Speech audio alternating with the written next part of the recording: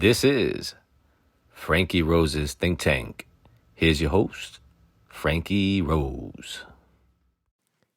Hey friends, welcome to the Think Tank.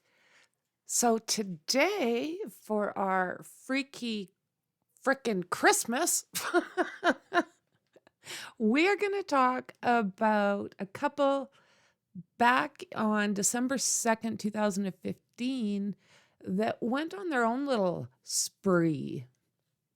So I'm not sure. Have you guys heard of Syed Ritwan and Tashfeen Malik? They're who we're going to talk about today. So back on the December 2nd of 2015, there was an attack that consisted of a mass shooting and attempted booming. This happened at the Inland Regional Center that is located in San Bernardino, California. They've been called extremists. These are Syed Ritwan, Farook, and Tashfeen Malik. The two were a married couple from Redlands, California. So they decided to target San Bernardino County Department of Public Health. They were on a combination training / Christmas party. There's about 80 employees in this banquet room. Sadly, out of the 80 employees, and sadly out of the 80, 14 of them were deleted and another 22 were seriously hurt. Syed Farook just so happened to work as a health department employee. Lucky them. They didn't win the golden ticket. After this attack, these two took off in a rented Ford Expedition SUV. It only took about 4 hours, and the police had chased them down and deleted them in a shootout. And this left them expired and 2 cops injured. The FBI called them homegrown violent extremists that were allegedly inspired by, foreign terrorist groups, they say. They were not part of any kind of cell or network.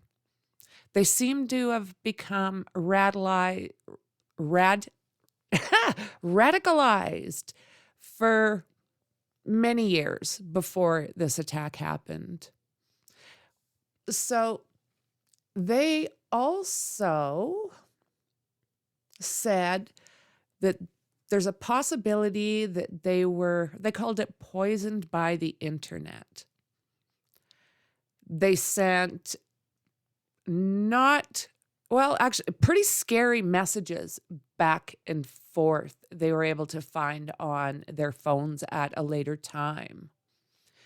But these two, they had also collected a very large stash of weapons and the ammunition and the boom-making equipment.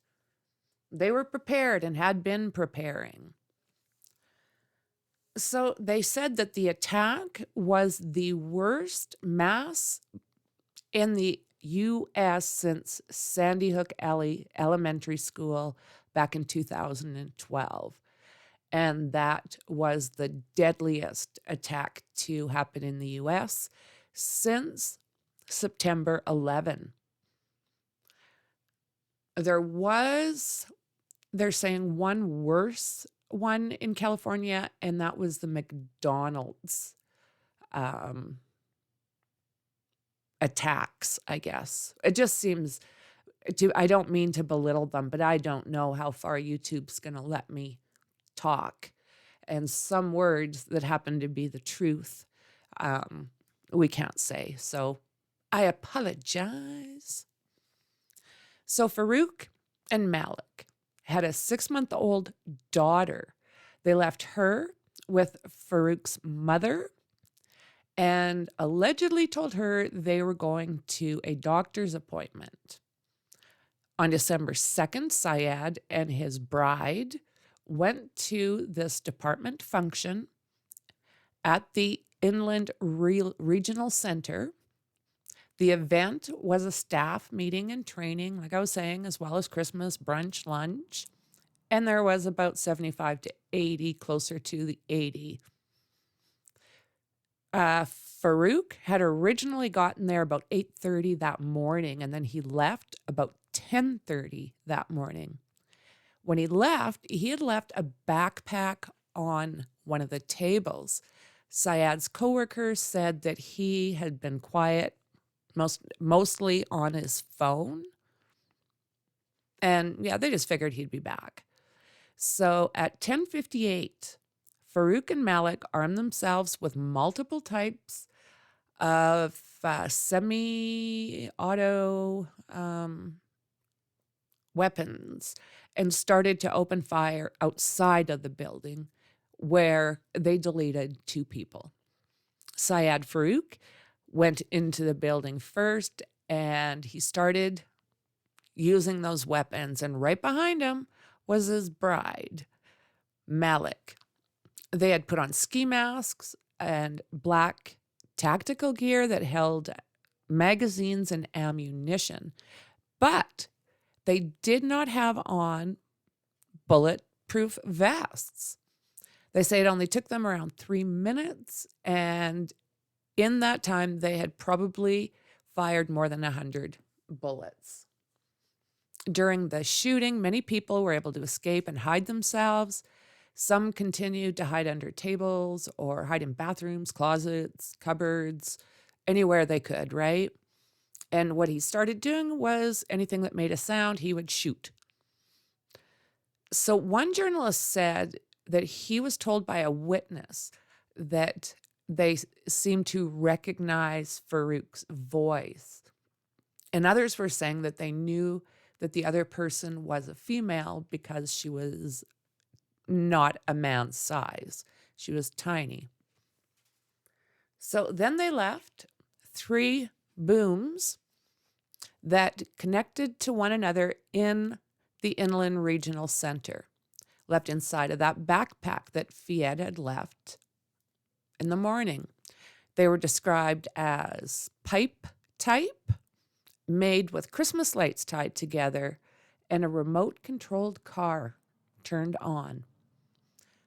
They didn't work. Some of Syed's coworkers noticed the bag before the attack, but figured that he would grab it later, so they didn't look inside. So it took 3 minutes and 32 seconds for the first cop car to get to this attack. So that's after the first 911 call. 911 call. So 2 police officers with the San Bernardino Police Department had arrived at the same time around 11:04 a.m. When the 2 officers arrived a minute later, the 4 of them went through that building. They started on the southeast side and started looking for the people that were shooting. Another team of 4 officers ended up going in from the north side and started doing the same, clearing that first floor. So as officers searched for these people inside the building, others were outside helping the wounded. And by 11:15 a.m., they had pretty much had most of them across the street and in a safe spot. Ultimately, about 300 officers, agents from city, county, state, and federal agencies responded to this event, arriving at the scene as people were being evacuated. The FBI, the ATF, the LA Police Department, counter terror unit were also called in to help. Now the police were on the lookout for that SUV. At 5:08, The booms that were placed by Syed were found by SWAT.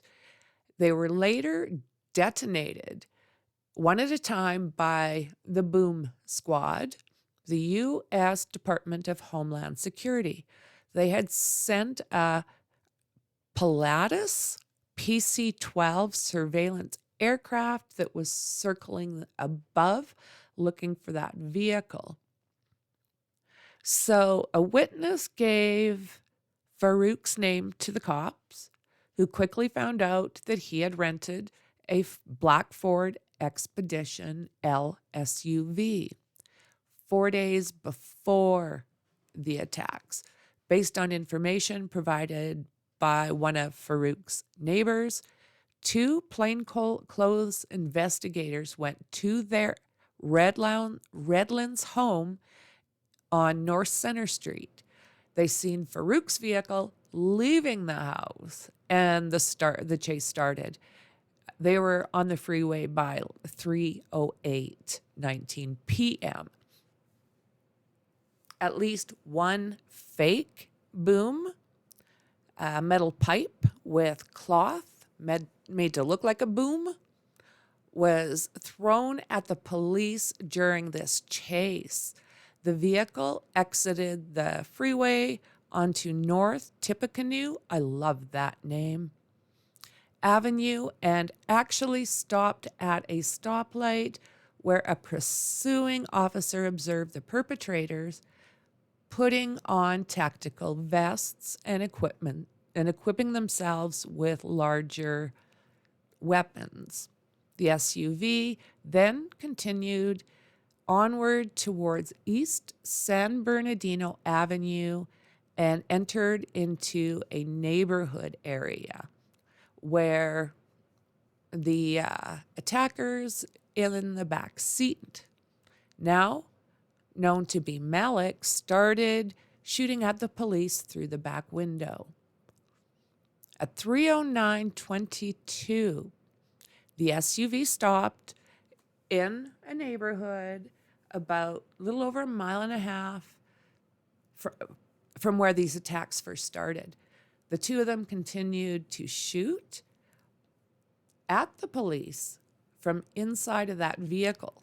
Malik opened the side passenger door and shot at the first police vehicle that had stopped, which was, they say, about 210 feet away from where the SUV was. Farook entered out the driver's side door, stood between 2 open doors, and opened fire on that same vehicle.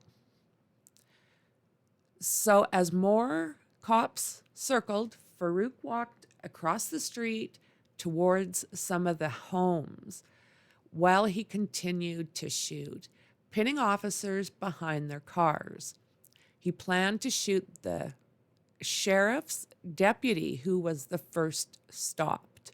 Realizing this, several of the officers positioned themselves and focused on their gunfire on Farook.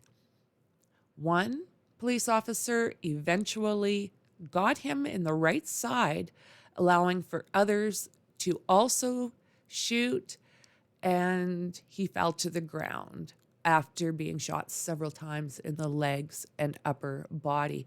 But he still fired on the police once he was down with a handgun. He injured, I think it was one officer, and he ended up being shot again, and then he was deleted. Unreal. Like, why do they even, Chihuahua. Like, you go through all of this down to the second, you know you're not going to make it. Is it just, okay, take out everybody around? Sheesh. Are you freaking kidding me? FREAK-NESS.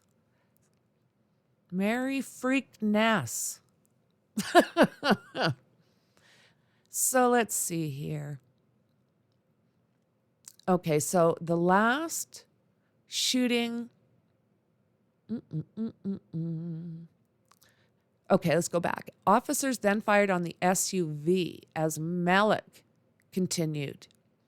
During this time, a second police officer was hurt. Using a police car as cover, officers fired into the back of the SUV while rescuing the officer and a second one. At 3:14:53, Malik was deleted by several bullets. The shooting only lasted about 5 minutes before both shooters were deleted because authorities feared that the vehicle could contain explosives. The Rook, motorized battering ram with a protective shield, was used to clear the SUV. The sheriff's department confirmed that a man and woman were deleted. 7 police agencies were involved at the end, with 23 officers firing a combined total of at least 440 rounds. The perpetrators fired at least 80 rounds. During this, police asked residents to stay indoors. Nearly 2,500 rounds of .223 caliber and 9 mm ammunition were recovered from the vehicle, along with medical supplies and a trigger apparatus believed to be for the boom left behind at the Inland Regional Center. So passed away Robert Adams, 40 years old, Isaac Amenos, 60, Bonetta Betbadel, 46, Harry Bowman, 46, Sierra Claiborne, 27, Juan Espinoza, 50, Aurora Godoy, 26, Shannon Johnson, 45, Larry Daniel Kaufman, 42, Damian Means, 58, Tin Nugent, 31, Nicholas Thalasinos, 52, Yvette Velasco, 27, Michelle Wetzel, 37. According to the autopsy reports that were released on May 27th, 2016, all died from multiple gunshot wounds, mostly to their backs. 12 died almost immediately. Shannon Johnson and Bonetta Betbadal later passed at a makeshift triage center across the street from the Inland Regional Center. So, horrible. Absolutely horrible. I mean, they knew this guy. I don't imagine you hear this sort of thing happening, but I'm pretty sure you wouldn't expect it to happen to you. I certainly wouldn't. So after this happened, law enforcement identified that they had 2 illegal .223 caliber semi-automatic guns that had been modified, 2 9mm caliber semi pistols, and a homemade boom device in the attack. Surprisingly, neither shooter had a criminal record. And here's a sad factoid. December 4th, 2015, when the landlord got possession of the house back, he opened the door with a crowbar and allowed in the photographers to go in and touch, see, take picture of whatever they wanted. There was question as to whether or not it could possibly be, there could have been a third, because some people did say that they had seen a third person. Eric Marquez Jr., the next door neighbor to the Farooks, and was related to to him by an immigration fake marriage. So the way he's involved is he got 2 of those rifles that were used in that attack. He pled guilty to it, but really there was not anything past that because they couldn't prove that he knew anything about what they were planning. Just sad, you know? This attack, as you can tell even by the numbers, and it's a sad story. A lot of people lost their lives, and we know how that ripples. Yesterday's Christmas, the first one, well, it ripples. Even if there's one person, they're loved. They have family, they have friends, kids. I don't know. There's no way I can ever see something like this being justified. I don't understand the way of thinking, and I never really want to understand the thinking. So with that said, guys, happy December 2nd. I hope you guys are all having a great day, getting your shopping done, and starting to get all those goodies ready for Christmas Eve.